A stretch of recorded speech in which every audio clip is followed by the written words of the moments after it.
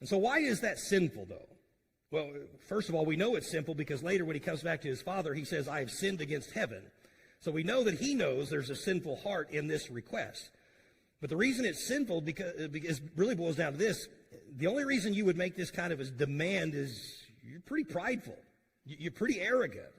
He had developed somewhere along the way this sense of entitlement that he felt he deserved whatever his portion was whenever he wanted it. It kind of reminds me, you remember the story of King David when he's about to die back in 1 Kings chapter 1, and he has a son by the name of Adonijah who decides he wants to exalt himself in David. David's on his deathbed, and his son Adonijah is out trying to usurp his authority and exalt himself. In fact, 1 Kings says it this way, Adonijah, the son of Haggith, exalted himself, saying, I will be king. And he prepared him chariots and horsemen and 50 men to run before him.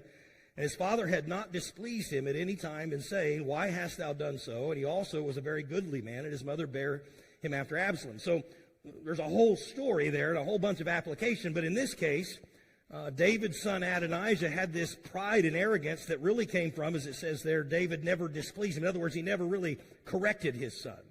So the reason why Adonijah was this self-centered, arrogant young man was because really bad parenting. Now, sometimes that is the case, is because of bad parenting. That's not always true, though. And I want to be careful to point this out because sometimes as parents, we can do all the right things. We can put the emphasis in the right place. We can try to teach our children humility and work ethic and all these other things, but at the end of the day, they still have to make up their own minds.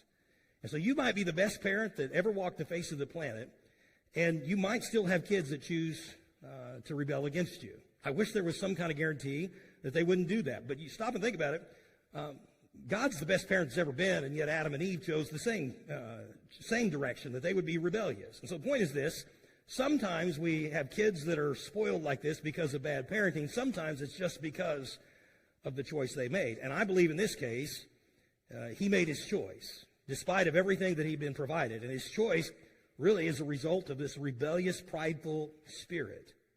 You say, where do you get that? Well, what does he do? He wants his inheritance so that he can get out from underneath his father's authority. I'm tired of being under authority. I'm ready to do my own thing my own way.